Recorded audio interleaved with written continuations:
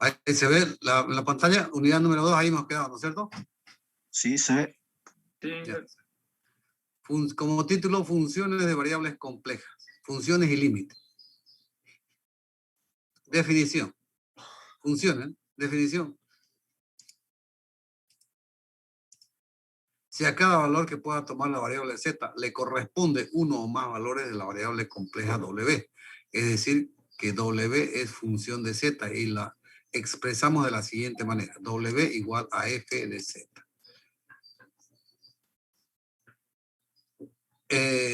Vamos a hacer un pequeño resumen de cómo es o cómo se definió una función de variable real.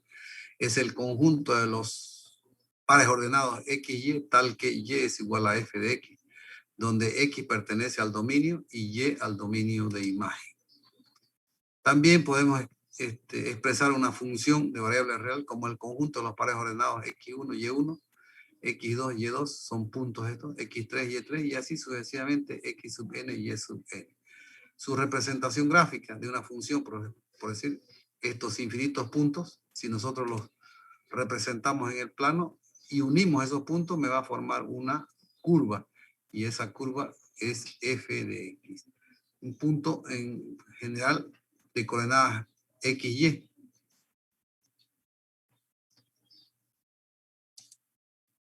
Punto aparte, funciones, función unívoca y función multívoca, unívoca y multívoca. Si a cada valor de z le corresponde un solo valor de w, decimos que w es una función unívoca de z. Entonces, un valor de z le corresponde un valor de w. Esa es una función unívoca. Si más de un valor de w le corresponde a cada valor de z, la función es llamada multívoca o de múltiples valores.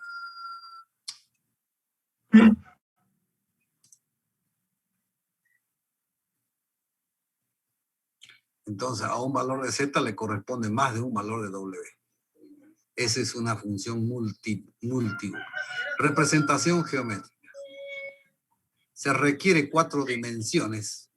Se requiere 4 dimensiones para trazar la gráfica de una función compleja. 2 dimensiones para representar la variable independiente y 2 dimensiones para representar la variable dependiente. La variable independiente es z y la variable que depende de z es w, dependiente. En otras palabras, las variables z y w se representan en planos complejos distintos, el plano z y el plano w.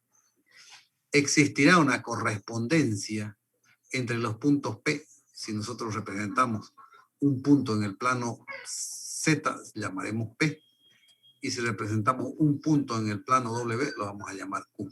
Entonces, existirá una correspondencia entre los puntos P y los puntos Q, que se denomina una aplicación o una transformación de los puntos P en los puntos Q. Entonces, Q, por supuesto, de coordenadas V, se denomina la imagen de P, de XY, coordenadas XY, bajo la transformación de la función f. Y P de XY se denomina la preimagen de Q, también bajo la transformación de la función. Entonces, ¿cómo definimos una función de variable compleja? Es el conjunto de los pares ordenados ZW, tal que W es igual a f de z, donde Z y W pertenece a los complejos. W, decía aquí, W es igual a f de z, pero a partir de aquí ya W lo vamos a llamar U más B por I. Por supuesto, si W es un complejo, tendrá su parte real, que será U, y su parte imaginaria, que será B. Y ya conocemos que Z es X más Y por I. Entonces, aquí completamos diciendo que W es la variable dependiente y Z es la variable independiente. W depende de Z. Entonces, de lo que decía anteriormente aquí, 2 puntos en el plano Z y el plano W, o necesitamos 2 planos para representar una función gráficamente, el plano Z y el plano W. Un punto en el plano Z de coordenadas XY y un punto en el plano W es Q de coordenadas V. Entonces, si transformamos los puntos Q en los puntos Q, tiene que estar bajo la función F, una transformación de los puntos P en los puntos Q, pero la función la que nos va a transformar.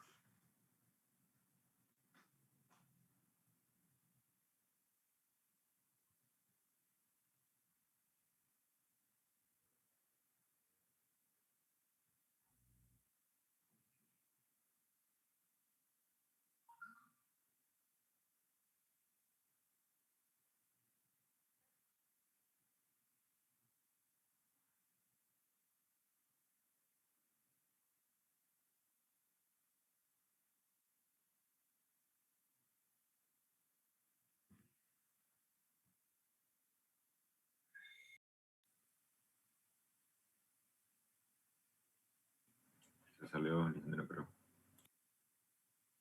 ¿Se cortó el internet o qué pasó? Se le habrá cortado el internet para el Inge porque todos estamos con internet. Sí, sí, No está en sala el ingeniero. ya cambió el host.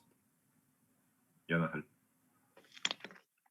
Cambié de anfitrión. Ahora anfitrión es David Cuero.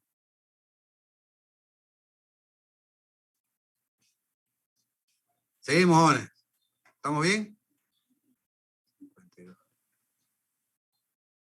Se fueron. No, ingeniero, estamos aquí. Estábamos esperando, ingeniero.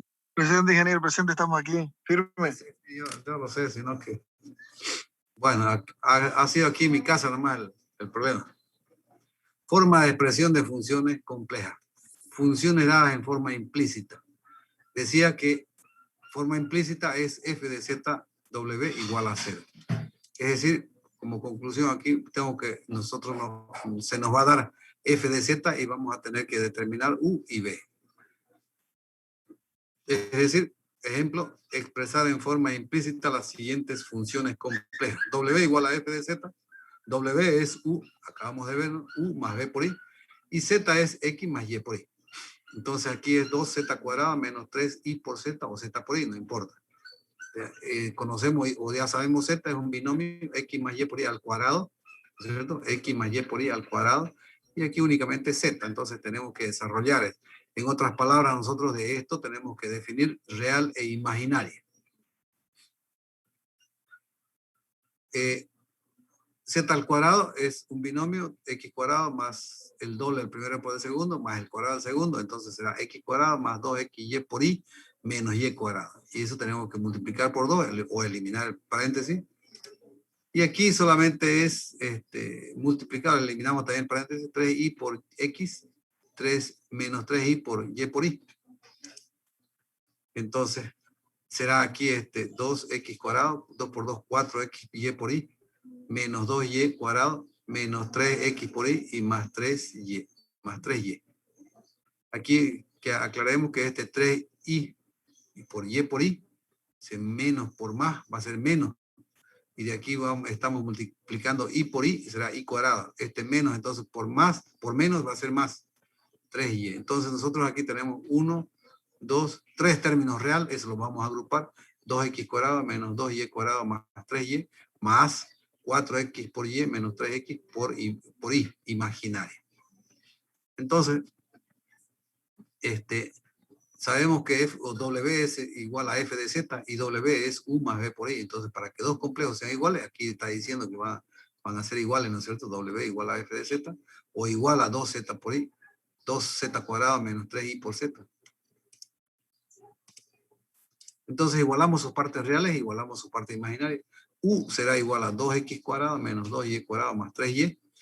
Y b será 4xy menos 3x, su parte imaginaria. Esa será la forma de expresar una función en forma implícita. Se nos da f de z y nosotros buscamos u y b, real e imaginaria, de f de z. Otro ejemplo, w igual a f de z igual a 3z conjugado al cuadrado menos 3i por z conjugado. Aquí será, también es un binomio al cuadrado, solo que este es negativo, ¿no es cierto? Si es conjugado será 3x menos y por i al cuadrado, x cuadrado menos 2 menos el doble del primero por el segundo, más el cuadrado del segundo. En este caso menos y cuadrado. 3x cuadrado menos 2xy por i menos y cuadrado. Multiplicamos por 3 y eliminamos paréntesis. Y aquí será menos 5i por x y menos por menos más 5y por i y cuadrado. Entonces, y cuadrado, este será negativo, por negativo, positivo. menos por menos, más, y por el y cuadrado va a ser otra vez menos, ¿cierto? Entonces, si eliminamos paréntesis aquí, será 3x cuadrado menos 6xy por y, menos 3y cuadrado, menos 5x por y, menos 5y.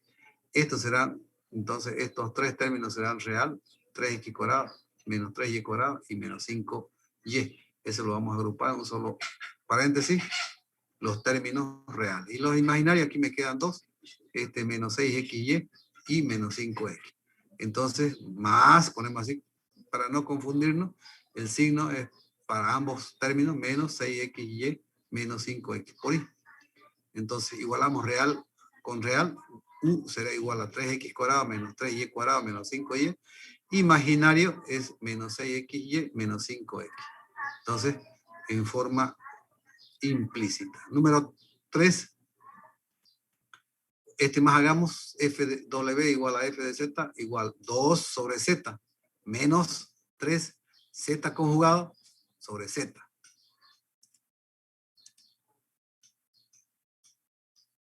Es en ambos casos, estos dos términos, es una división, tenemos que realizar esa división, y para realizar una división multiplicamos y dividimos por otro número complejo. En este caso es el conjugado del denominador. Si primero reemplazamos 2x más y por y, 2 dividido, ¿no? Menos 3 por x menos y por y conjugado sobre z, x más y por y. Entonces aquí nosotros primero vamos a multiplicar y dividir por un nuevo número complejo, x menos y por y. X menos y por y es conjugado de z, su conjugado de z. Menos, en ambos casos ya lo hago un producto al numerador y otro producto al denominador, entonces multiplico 2x y 2 menos 2y por y, ¿no es cierto? Pero aquí es 3x menos y por y dividido x más y por y, entonces conjugado de x menos y por y dividido x menos y por y. Aquí multiplicamos y dividimos, entonces ambos lo hemos convertido en producto. Y en el denominador ambos también, este es un producto que puedo yo, de resumir, hacerlo de diferencia de cuadrado, ¿no es cierto? Este es más y este es menos, entonces diferencia de cuadrado, dos factores, signos contrarios.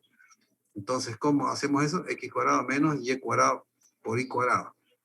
Al cuadrado, no sé. Y por y al cuadrado es menos y cuadrado y cuadrado. Y cuadrado va a ser negativo por negativo, más positivo se va a hacer aquí. Lo mismo va a ser aquí, ¿no es cierto? Estos son dos factores de signos contrarios, diferencia de cuadrado. X cuadrado menos y cuadrado por y cuadrado será x cuadrado más y cuadrado. Eso como resumen. Y aquí esto tengo que multiplicar, no sé, primero podemos hacerlo, bueno, 3, x por todo esto. Bueno, el detalle no importa, ¿no? 3x, pues, ¿qué es lo que estamos haciendo aquí? 3x por todo este paréntesis. 3x por x menos y por y. Ahora, 3y por y, 3y por y por x menos y por y.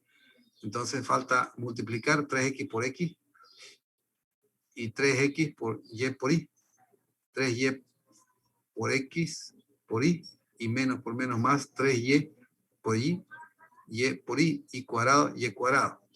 Entonces, aquí no hacemos nada, lo hemos dividido entre x cuadrado y cuadrado, pero aquí hay una parte real y una parte imaginaria.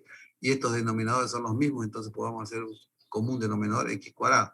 Pero este signo influye en cada uno de los términos, ¿no es cierto? Tenemos que multiplicarle. Entonces, aquí el numerador será 2x menos 2y por y, menos 3x cuadrado, menos por menos más 3xy por y, menos por menos más 3xy por y, y menos por menos más 3y cuadrado.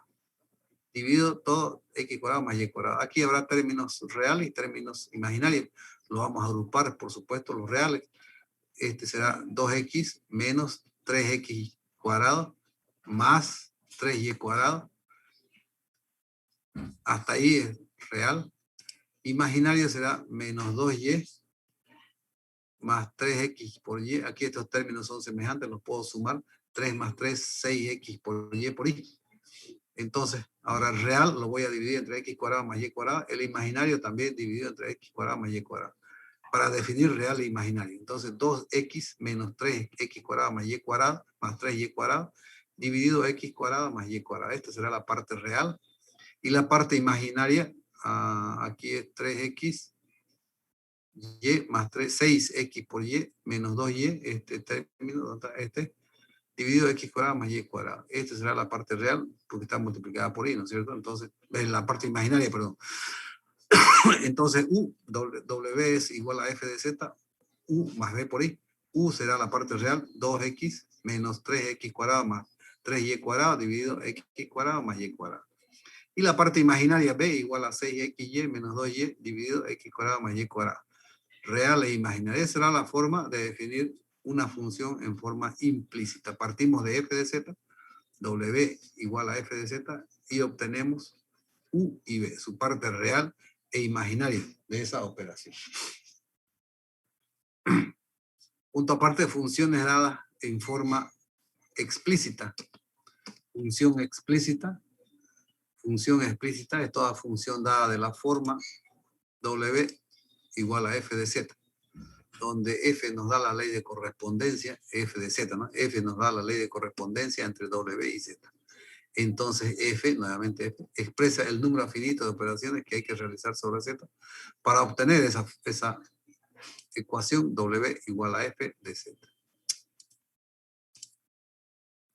Ejemplo, es decir, lo contrario aquí, ¿no es cierto? Se nos da u y b y vamos a tener que buscar f de z, w igual a f de z. Entonces, empezaremos por algo simple.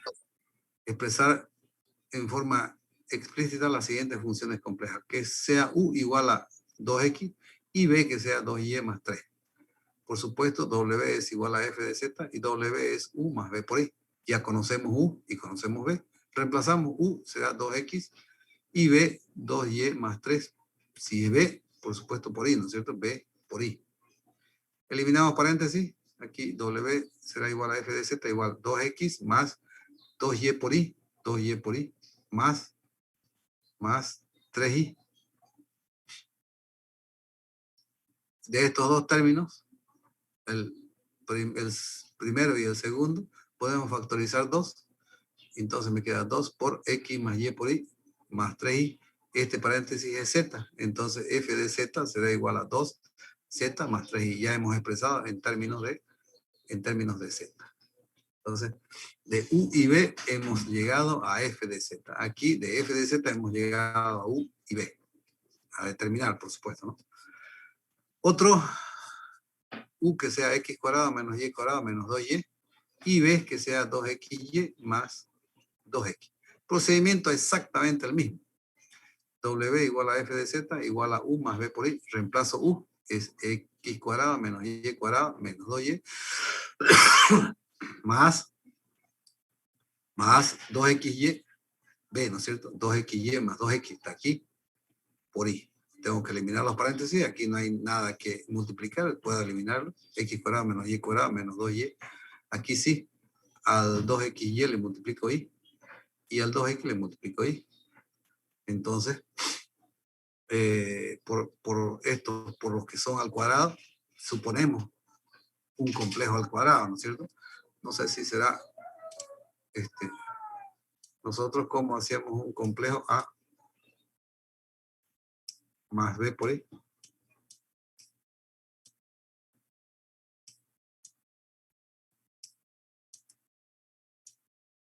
Al cuadrado es el cuadrado del primero más el doble del primero por el segundo más el cuadrado más el cuadrado del segundo. Más 2a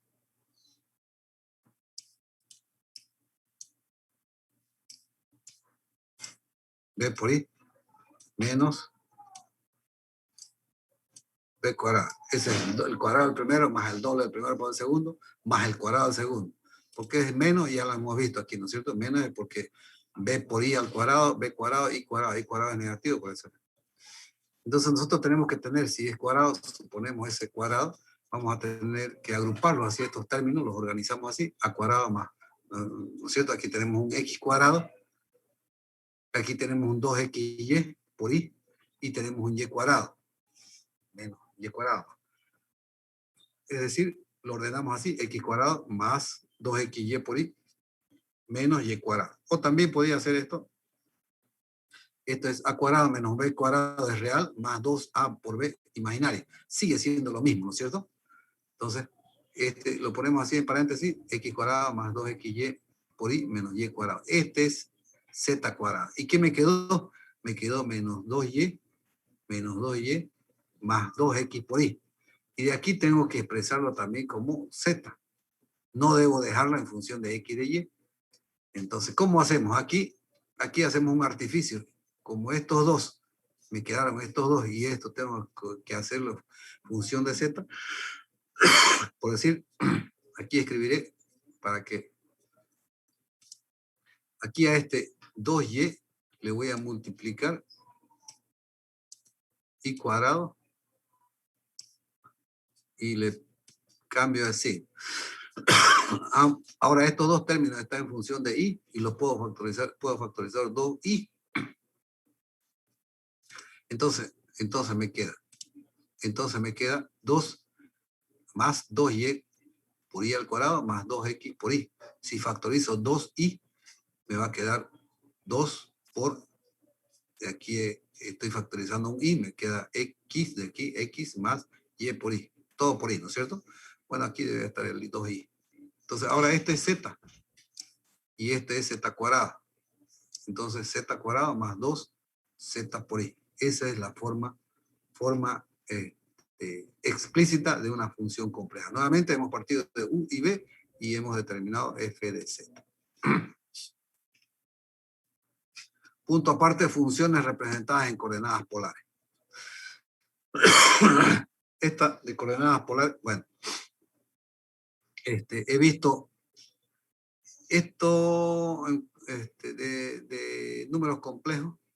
Nosotros, no sé si a ustedes les ha tocado, pero decía, así una de las preguntas del examen, me acordé del examen, decía expresar o determinar z, inciso A, determinar z para que se cumpla la igualdad. Este es z, ¿no es cierto? Este es z. Inciso A, así decía, inciso A, expresar sz, x más y por y, esto. Inciso B, expresar ese z en forma polar, ese mismo z en forma polar es el valor absoluto de z, es un valor numérico, tenían que calcular ustedes, por el coseno de tita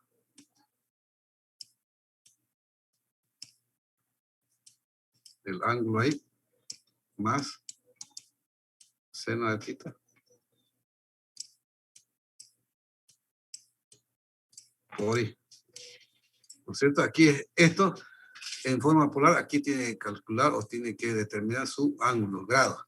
¿Y cómo es eso? Cualquiera que sea, XY.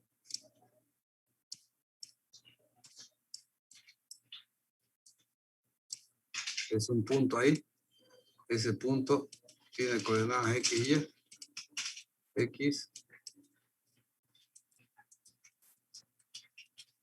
Es el punto P. Y. Esta es la distancia. Pucha. O valor absoluto de Z. Es un dato y el ángulo. Tita, ¿no es cierto?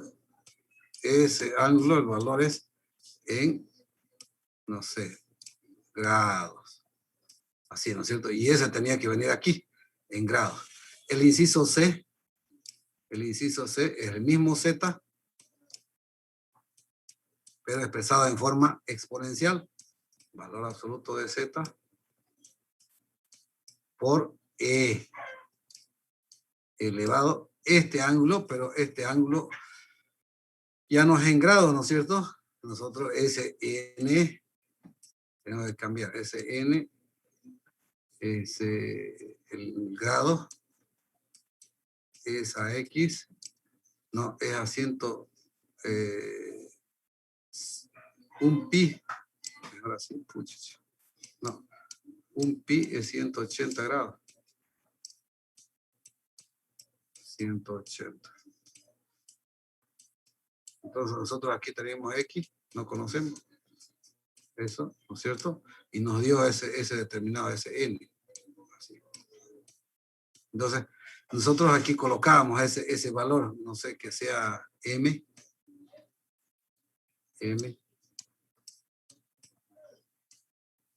pi, por I, ¿no es cierto? Este N pi es su equivalente en grado, ¿no es cierto? Aquí se coloca en grados, esas unidades en grados, y aquí el valor de radianes. Ese es el inciso C. En varios he visto yo que ese ángulo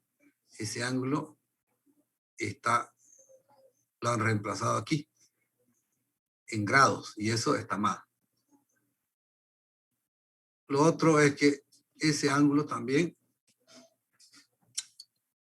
nosotros, en el primer cuadrante, por ejemplo, el positivo es ese, ¿no es cierto?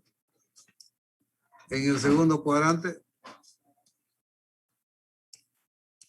el negativo es este,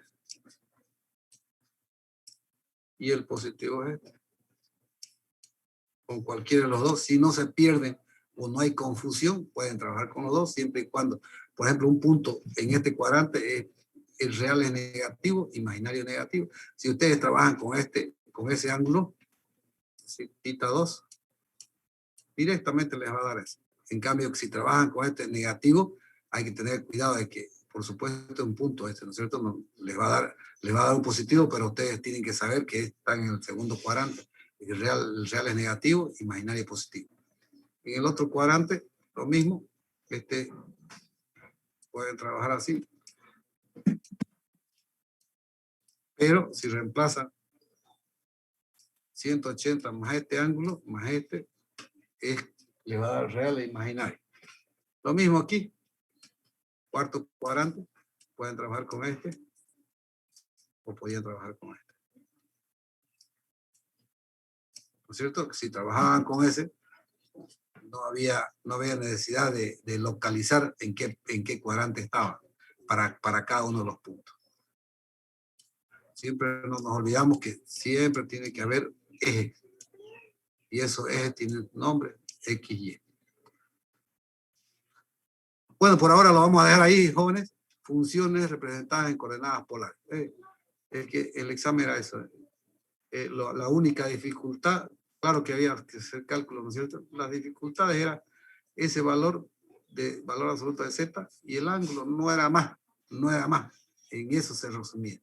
Y eso, el ángulo, llevarlo al valor de pi. Utilizando la reglita 3 simple, ¿no es cierto? Si un pi es 180, el grado que nos dio aquí, calculamos en pi, función de pi. No hay más, jóvenes. Ingeniero, tengo una duda, disculpe, en ese examen yo por la prisa puse con signo negativo el ángulo porque salía así, y en la C la respuesta C, el inciso C, yo hice como está ahí, ¿no? Pero en vez de poner ese símbolo pi, yo puse directamente escrito pi radial, no puse el símbolo pi. Eso, lo puse escrito, hermano. Escribí pi radial, el ángulo que sacaba, y pi radial, nada más. Así le he puesto RDA o RAD, ¿así? Sí, hablo así, pi, PI, RAD. Ya. E elevado a pi o a tita. Si solamente puso eso, no tiene sentido. Tiene que tener por i. Eso recién es coseno más seno. Si no tiene este i, no es. Esta es una constante. Puse el ángulo y la i también, no se preocupe, pero lo puse escrito, mal, no. Lo que está mal que aquí, en el exponente de e, por decir, e sea, por decir, 50 grados. Grados por i. Eso está mal. Ingeniero. Sí. Lo que quiere decir el compañero es que en vez de poner la simbología de pi, escribió la palabra pi y Es radial. lo mismo, pues. ¿Da lo mismo así? ¿Escribirlo simbología? Claro. Hay otra pregunta, ingeniero. Gracias, era mi duda. La I de imaginario puede ir adelante o atrás, no importa, ¿no? O sea, en el seno aquí, En el inciso C, ahí, donde sí, no, dice sí, E elevado aquí, al... aquí o aquí. No, en el inciso C. Donde dice E elevado al ángulo, bueno, en radianes, y la I puede ir al final o al inicio igual nomás, ¿no? No, igual, no, I por N pi. Ahí, Eso dice, perfecto. ¿no? Gracias. ¿Sí? Eso no importa. Solo que el que multiplica ahí, ese me está indicando que es la parte imaginaria. Ese valor es la parte imaginaria. ¿Algo más?